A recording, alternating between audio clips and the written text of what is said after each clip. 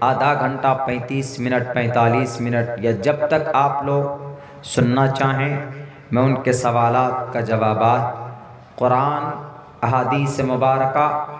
اور ان کی دھارمک دھرم شاستر کی کتابوں کی روشنی میں آج کلیئر کرنا چاہوں گا۔ ان کا سب سے پہلا سوال یہ تھا کہ مولانا چترویدی صاحب آپ یہ بتائیں کہ ایشور بھگوان نروکار ہے کہ آکار ہے، یعنی بھگوان اور جو پرماتما اس کی باڈی ہے یا باڈی نہیں ہے، باڈی لیس ہے یا اس کا کوئی جسم ہے یا اس کے ہاتھ پیر ہیں۔ ان کے سوال کا یہ مطلب اور یہ مقصد تھا۔ ہم اور آپ جانتے ہمارے اسلامک اعتبار سے، شرعی اعتبار سے، ہمارے عقیدے کی روشنی سے اگر آپ دیکھیں گے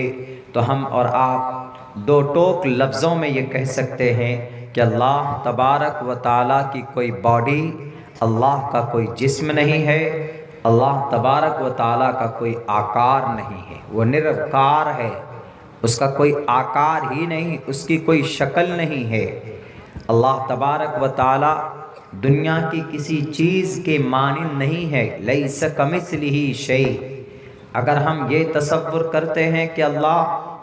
دنیا کی کسی چیز کے مانند، کسی انسان کے مانند، تو آپ کیا تصور کریں گے؟ یا تو مرد تصور کر سکتے ہیں، یا جینس عورت تصور کریں گے، یا ان دونوں کے بیچ آپ جو اور تیسری مخلوق ہوتی ہے آپ ان کو تصور کریں گے؟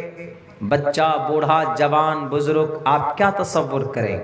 ہم اور آپ جو دیکھتے ہیں، ہماری اور آپ کی جہاں تک سوچ ہے،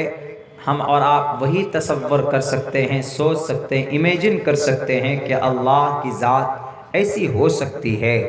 لیکن نہیں۔ اللہ نے قرآن کریم میں اپنی ذات اور اپنی باڈی اور اپنے جسم کے بارے میں کیا سوچنا چاہیے ہمیں؟ اللہ نے قرآن میں صاف لفظوں میں کہا کہ اللہ تبارک و تعالیٰ کا کوئی جسم اور کوئی آکار نہیں ہے، لیس کمثلہ شیء۔ اللہ دنیا کی کسی چیز کے مانند نہیں ہے، وہ نراکار ہے، اس کی کوئی شکل و صورت نہیں ہے۔ ہم اور آپ نہیں تصور کر سکتے کہ اللہ تبارک و تعالیٰ کی کیا شکل و صورت، لیکن ان کا بار بار یہ پریشر تھا۔ انہوں نے پھر ریفرنس دینا شروع کیا کہ آپ کے قرآن میں 19ویں پارے میں، 18 پارے میں، 27ویں پارے میں، فلاں فلاں صورت میں، فلاں فلاں چیپٹر، فلاں فلاں ورس میں، ورس مطلب آیت میں اللہ نے آپ کا یہ کہا ہے اپنے بارے میں۔ ہم نے ابھی خطبے میں وہ آیت پڑھی، هو الاول والآخر والظاہر والباطن۔ یہ اس سے ثابت کرنا چاہتا تھا کہ اللہ تبارک و تعالی آکار والے ہیں۔ جب ظاہر ہوں گے اللہ تبارک و تعالی تو ظاہر جبھی ہو سکتا ہے کہ جب اس کی کوئی باڈی ہو، تبھی وہ کسی کے سامنے ظاہر ہو سکتا۔ اس کا یہ مطلب اور یہ مقصد تھا۔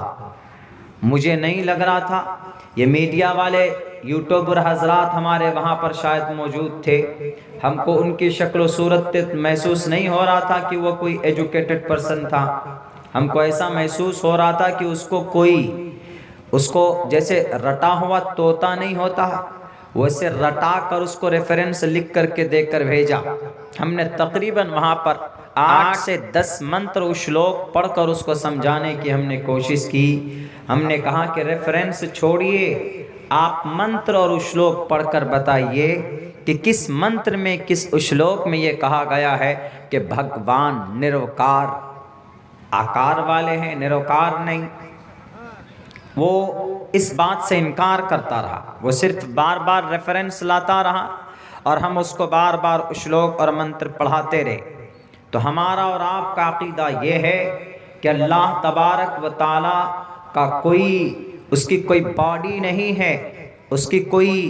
اللہ کی صورت نہیں ہے، کوئی شکل نہیں ہے۔ اللہ وہ ہے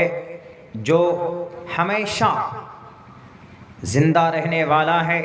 کل من علیہا فان ویبقى وجہ ربک ذی الجلال والاکرام، دنیا کی تمام چیزیں ختم ہو جائیں گی لیکن اللہ تبارک و تعالیٰ کی ذات اقدس باقی رہے گی۔ اللہ لا الہ الا هو الحی القیوم،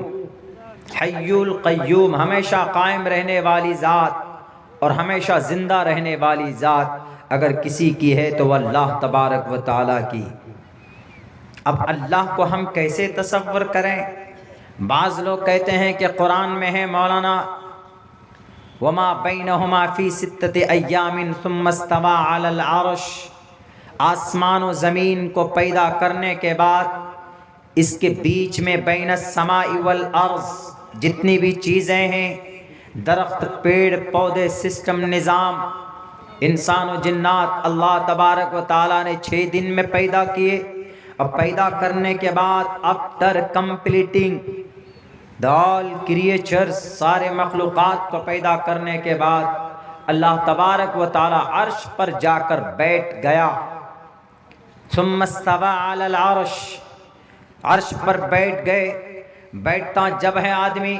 جب اس کی ہاتھ پیر ہوتے ہیں، جب اس کی باڈی ہوتی ہے، تب جا کر وہ کرسی میں بیٹھتا ہے یا تخت پہ بیٹھتا ہے یا چبوترے پہ بیٹھتا ہے یا زمین پر بیٹھتا ہے یا کسی سٹول پہ بیٹھتا ہے۔ ثم استوى علی العرش، یہ اعتراض کرنے والے کرتے ہیں، لیکن میں بتا دوں بیٹھنے کے لیے ضروری نہیں ہے کہ باڈی یا کوئی جسم ہو، وہ ہمیں اور آپ کو سمجھانے کے لیے اللہ تبارک و تعالیٰ نے ان الفاظوں کا استعمال کیا،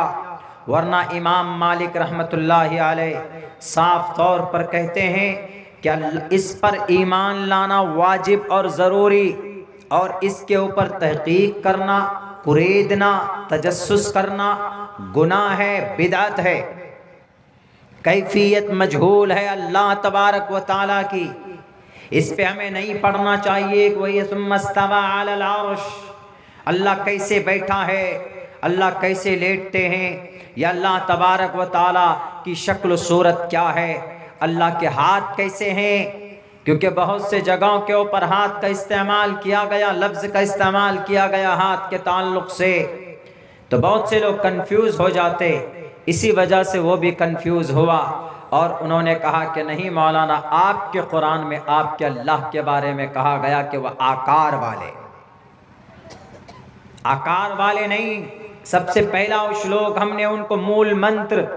گرو نانک جی کا پڑھ کر سنایا، ایک اومکارا ست نام کرتا برت نرو نرویر، نرویر، ایک اومکارا، ایک ایسی ذات جس کا کوئی آکار ہی نہیں، وہ آکار لیس ہے، وہ آکارہین ہے، کارہین ہے، آکار ہے، منے نہیں، کار منے باڈی، جس کی باڈی ہی نہیں، کارہین جس کا کوئی مجسمہ نہیں ہے۔ اللہ کا قرآن 2 ٹوک کہتا ہے، صاف شفاف لفظوں میں کہتا ہے۔ اللہ کے قرآن کو اگر وہ نہیں مانتا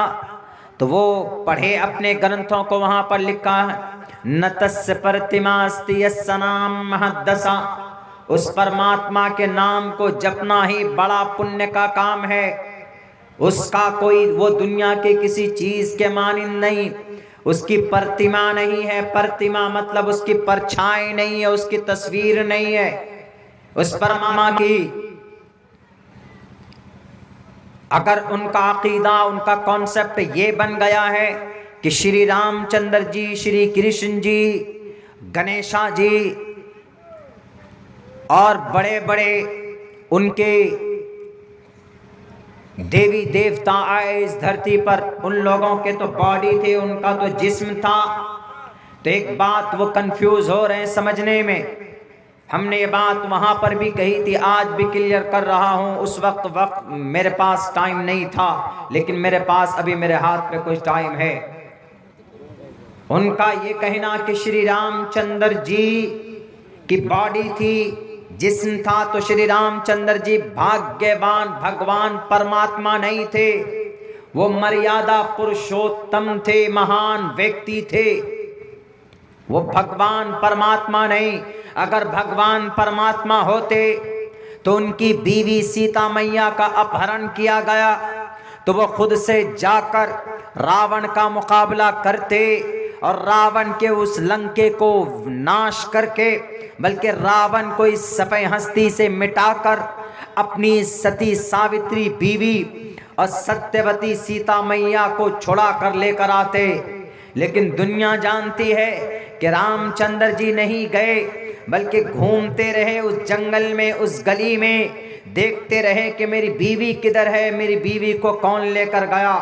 جو پرماتما ہوتا ہے اس کو طاقت ہوتی، جو خدا ہوتا ہے، جو ایشور ہوتا ہے، اس کو پل پل کا، علاقے کا، مومن کا، ہر لمحے کی اس کو خبر ہوتی ہے کہ دنیا کے اندر کہاں پر کیا ہو رہا ہے، چونکہ وہ پرماتما ہے، چونکہ وہ اس کائنات کا برہما ہے، اس کائنات